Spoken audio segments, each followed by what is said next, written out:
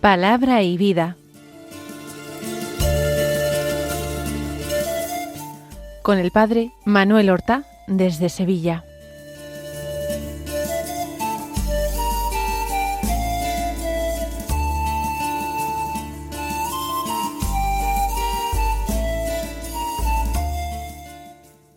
En el nombre del Padre, y del Hijo, y del Espíritu Santo.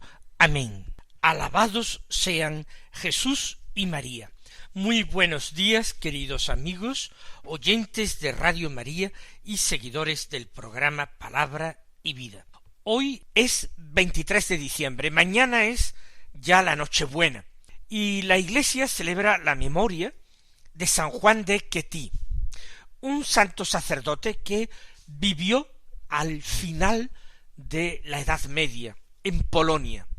Él había nacido en el año 1390 en Quetí, que es un pueblo cercano a Cracovia, perteneciente a esta diócesis. Hizo sus estudios en la Universidad de Cracovia para ordenarse sacerdote. Fue sacerdote de aquella diócesis y por muchos años profesor de su universidad. En ella formó a generaciones y generaciones de buenos sacerdotes que tuvieron una gran influencia no sólo en su diócesis, sino en todo el país. Fue un verdadero maestro que unió una buena, santa, recta doctrina, una profunda doctrina, con una vida ejemplar, admirable, en la práctica de las virtudes. También fue párroco en una parroquia de su diócesis y también se entregó a ella como un buen pastor, siendo modelo de vida sacerdotal. Murió santamente allí en el año 1473, cuando estaba alboreando precisamente la Edad Moderna. Vamos nosotros a escuchar la palabra de Dios que se proclama en la misa del día para así meditarla. Recordemos que esta semana hemos estado haciendo una lectura continuada del primer capítulo del Evangelio de San Lucas y hoy todavía seguimos en él. Leemos los versículos 57 al 66 de este largo, importantísimo y hermoso primer capítulo del Evangelio de San Lucas. Dice así: a Isabel se le cumplió el tiempo del parto y dio a luz un hijo. Se enteraron sus vecinos y parientes de que el Señor le había hecho una gran misericordia y se alegraban con ella. A los 8 días vinieron a circuncidar al niño y querían llamarlo Zacarías, como su padre. Pero la madre intervino diciendo: no, se va a llamar Juan. Y le dijeron: ninguno de tus parientes se llama así. Entonces preguntaban por señas al padre cómo quería que se llamase. Él pidió una tablilla y escribió: Juan es su nombre. Y todos se quedaron maravillados. Inmediatamente se le soltó la boca y la lengua y empezó a hablar bendiciendo a Dios. Los vecinos quedaron sobrecogidos y se comentaban todos estos hechos por toda la montaña de Judea. Y todos los que lo oían reflexionaban diciendo: pues ¿qué será este niño? Porque la mano del Señor estaba con él. En estos días pasados ha tenido un particular protagonismo en el Evangelio la Santísima Virgen María.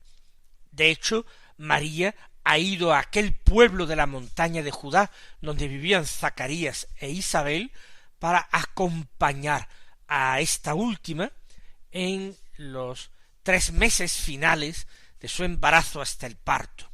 Pero ahora ya no se hace mención de la Santísima Virgen en el momento del nacimiento de Juan, aunque indudablemente estaba allí, como lo ha afirmado hace poco el mismo Lucas, que María se quedó con ella unos 3 meses. Dice en este texto que a Isabel se le cumplió el tiempo del parto y dio a luz un hijo. Es algo natural, normal, sin embargo, aquel embarazo, aquel nacimiento, ha tenido un carácter sobrenatural. Aquella mujer era estéril, además se le había pasado la edad de ser madre, y sin embargo, había quedado en estado después de que su esposo, el sacerdote Zacarías, recibiera un mensaje de Dios cuando oficiaba como sacerdote en el templo, ofreciendo precisamente incienso en esa ofrenda vespertina que se hacía en el templo cada día de incienso. Se le cumplió el tiempo del parto y dio a luz un hijo. Empiezan a cumplirse en sus momentos, en sus tiempos, todas las cosas que Dios había planeado, previsto y querido. Todo lo que ha sido ordenado para nuestro propio bien, ordenado para nuestra salvación. Es verdaderamente impresionante que nos paremos a meditar cómo Dios ha ido trabajando por nosotros, actuando por nosotros, haciendo que todas las circunstancias, personas, momentos de las personas, de la historia de los hombres, concurriera para que nosotros pudiéramos ser redimidos por Jesucristo, salvados por su sacrificio. Con cuánta razón nos dice la Escritura, nos dice el apóstol, que no se nos ha dado otro nombre bajo el cielo que pueda salvarnos más que el de Jesucristo el Señor. Se enteraron sus vecinos y parientes de que el Señor le había hecho una gran misericordia. Isabel ha vivido con bastante discreción su embarazo. Recuerden cómo San Lucas nos decía que en los primeros 5 meses ella no salió de casa. Quizás se ocultaba de las miradas de la gente. Quizás no era el momento de testimoniar cómo había ocurrido aquello, cómo había sido posible aquello. La gente comentaría acerca de la mudez de Zacarías.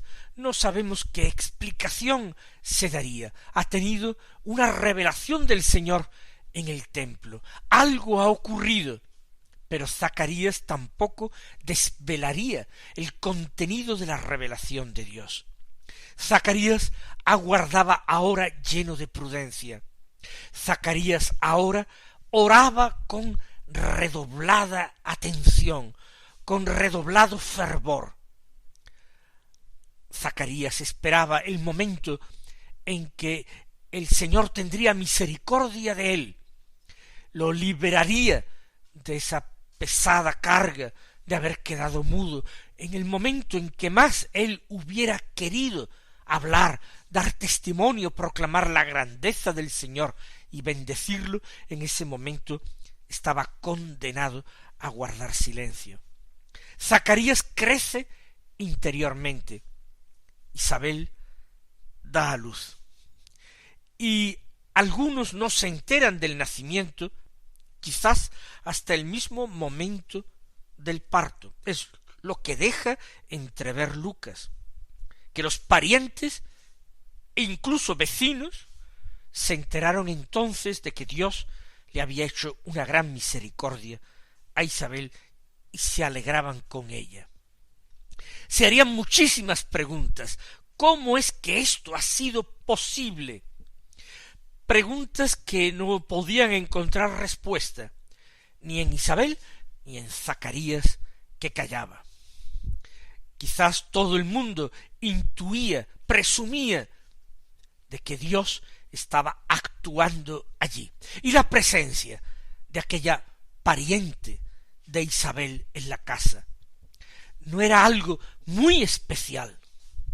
No alegraba el corazón de todos los que iban a la casa a visitar a la madre y al niño recién nacido.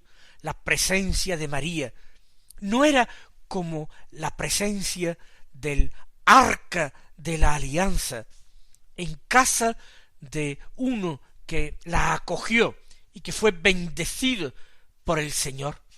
La casa de Zacarías tuvo que ser bendecida extraordinariamente durante los 3 meses que María permaneció en ella. Y quienes fueron a visitar a Isabel encontraron una atmósfera de santidad, un algo sobrenatural que flotaba en el ambiente y que no sabrían describir de qué se trataba. Y era la presencia de María, y era la presencia invisible de Jesús en María y con María. A los 8 días volvieron para circuncidar al niño, una ceremonia que mandaba la ley precisamente que se efectuara al 8º día de nacer, y marcaba a todos los varones israelitas como señal de la alianza con Dios. En ese momento de la circuncisión se imponía el nombre al recién nacido. Era un momento importante y el nombre lo daba el padre. Recuerden ustedes cómo ese nombre se le reveló a Zacarías. Lo mismo que el nombre de Jesús también se le reveló a José en sueños por el ángel, independientemente de que la Virgen María también recibió la revelación del nombre de su hijo de parte del arcángel Gabriel. Querían llamarlo Zacarías. Todos daban por hecho que ese nombre era el que continuaría el nombre de su padre en Israel. Zacarías el joven, el nuevo sacerdote. Pero no era la opinión de Isabel. La madre intervino diciendo no, sino que se va a llamar Juan. ¿Ha recibido también ella una revelación directa del Señor, o ha sido a través de su esposo Zacarías que le ha sido comunicado el nombre de su hijo? Se le da mucha importancia. Lo establecido por Dios no está sujeto al capricho ni al deseo de los hombres. Y esto es algo en lo que tenemos que insistir y profundizar los hombres del siglo XXI. A veces creemos que todo depende de nuestro libre albedrío, que todo podemos nosotros hacerlo, rehacerlo o decidirlo. Y la verdad es que las cosas más importantes de nuestra existencia nos vienen dadas. Lo recibimos como un regalo, y así es como la gente tiene una opinión, y sin embargo Zacarías tiene otra, porque no es un gusto suyo, no es un capricho suyo, sino que es algo querido por Dios, y Zacarías lo respeta, no se atreve a enfrentarse con la voluntad de Dios, ni siquiera en algo que podría ser secundario, menos importante. Por eso van al padre para que zanje la cuestión. Él es el que tiene el derecho en Israel de imponer el nombre a su hijo. Por eso, cuando Isabel se opone, acuden al padre para que él dirima la cuestión y diga cuál es el nombre de su hijo. Le preguntaban por señas, dice San Lucas. Esto quiere decir quizás que Zacarías, además de mudo, está sordo, ha incurrido en una sordomudez, porque parece que no escucha tampoco las palabras, y por eso tienen que hablarle por señas. Y contesta por escrito. Pidió una tablilla y escribió: Juan es su nombre. Algo sencillo, contundente. Hay un perfecto acuerdo entre los esposos. El nombre de Juan es un nombre revelado, un nombre que no existía antes en esa familia. En Israel sí, no es un nombre raro, pero en aquella familia nadie de tus parientes se llama así, le dicen a Isabel. Y esta obstinación, diríamos, en el nombre por parte de Isabel y de Zacarías también extraña a la gente. Todos se quedaron maravillados de ese acuerdo tácito entre los esposos, en la importancia que le dan al nombre del nuevo nacido, del recién nacido. Nosotros sabemos que el nombre en Israel tenía una importancia grande porque trataba de expresar algo de lo que aquella persona iba a ser. Ya sabemos que Jesús significa Yahvé salva. Pero, ¿y Juan? ¿Qué significa Juan? Pues este nombre viene del hebreo Yohanan o Yehohanan, que significa Yahvé, Dios, ha concedido favor, ha concedido su favor, ha concedido su gracia. Y no me digan que no es un nombre que cuadra perfectamente al ministerio que tiene que realizar Juan.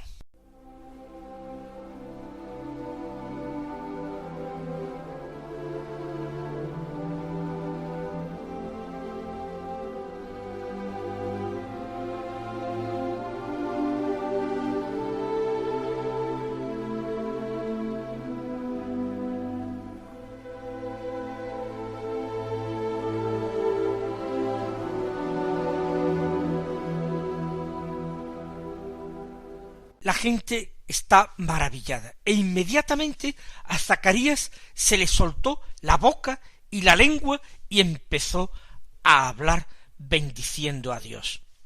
Sus palabras no son para explicar qué cosa concreta le ha sucedido en el templo.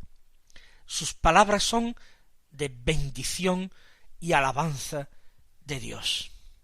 Si la gente estaba maravillada hasta ahora por la decisión de imponer este nombre al niño, imaginemos cómo ahora la gente queda maravillada. Quizás se le abre no solamente la boca y se le desata la lengua, quizás también se le abren los oídos y vuelve él a oír. Lo cierto es que empieza a hablar bendiciendo. Transcribirá el evangelista San Lucas más tarde aquello que Zacarías dice. Es el Benedictus, un cántico evangélico de alabanza y bendición de Dios, que empieza con esas palabras: bendito sea el Señor Dios de Israel, Benedictus. Y la Iglesia lo recita diariamente en la oración matutina, en la oración de laudes, cada mañana. Los vecinos quedaron sobrecogidos. Ahora ya no se trata simplemente de sentirse maravillados, asombrados. Ahora es que quedan sobrecogidos. Dios está actuando allí, es el dedo de Dios, es el poder de Dios, es la mano de Dios quien actúa. Son cosas maravillosas y sobrenaturales que están sucediendo en medio de ellos. Ciertamente habría algunas personas que despreciarían estos sencillos acontecimientos, que no verían absolutamente nada milagroso ni sobrenatural. Personas que no eran capaces de entender el lenguaje de Dios. Ese lenguaje de Dios que está hecho de signos, de señales, a veces grandes, pero a veces muy sencillas, muy tenues. Con cuánto motivo nosotros tenemos que pedir al Señor que nos conceda la gracia de interpretar esos signos en nuestra vida, que nos conceda la gracia de saber discernir su voluntad en medio de la vida. De qué forma tenemos que insistir en la oración, pidiendo al Señor no ser sordos a sus indicaciones, a sus revelaciones, a sus llamadas, sino que, como dicen los ejercicios espirituales de San Ignacio, nosotros nos hagamos prestos y diligentes para cumplir su santísima voluntad. Los vecinos no solamente quedan sobrecogidos, sino que comentan todos estos hechos por toda la montaña de Judea. Esto da que hablar en las familias, en las aldeas, en las plazas de los pueblos, incluso seguramente en las sinagogas. Yahvé está actuando. ¿Qué es lo que Yahvé espera de su pueblo? ¿Qué es lo que nosotros podemos o debemos hacer? ¿Qué es lo que será de este niño? ¿Qué papel está él llamado a jugar en los planes de Dios? Se comentaban todos estos hechos. Qué necesario es que los buenos, que los creyentes, que los amigos de Dios se reúnan también para comentar sus maravillas, para tratar de descifrar sus designios, de interpretar su voluntad para poder aplicarla a las vidas. En la iglesia, en nuestra iglesia, los grupos de oración, de reflexión, de meditación de la palabra de Dios, de formación, son extraordinariamente importantes, porque Dios a veces se revela y se manifiesta cuando algunos hombres y mujeres de buena voluntad se ponen de común acuerdo a escrutar la palabra de Dios y a tratar de entender sus signos. Y todos los que lo oían, sigue diciendo San Lucas, reflexionaban diciendo, pues ¿qué será este niño? ¿Qué es lo que Dios tiene preparado realizar a través de este niño? Hacía muchos siglos que Dios no enviaba a Israel un gran profeta. Parece que se había extinguido definitivamente la profecía y que todo esto era algo perteneciente a los tiempos antiguos.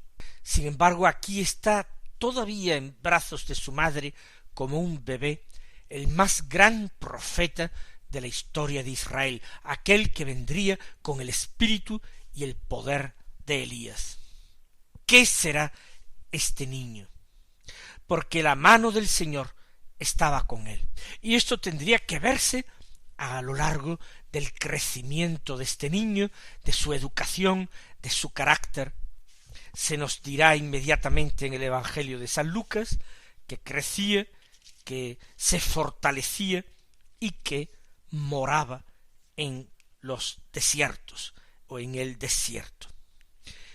Mis queridos hermanos, vamos nosotros a abrir los oídos y a desatar la lengua como Zacarías. Vamos a alabar y bendecir al Señor en esta víspera de la Nochebuena, en que el Señor nos pide que estemos particularmente atentos al misterio que celebramos, al misterio de la palabra hecha carne, que viene a salvarnos de nuestros pecados. Que el Señor os colme de bendiciones, y hasta mañana si Dios quiere.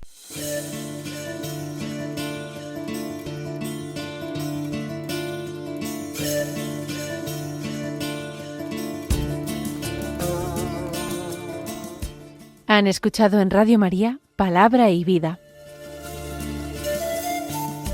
un programa que dirige el Padre Manuel Horta.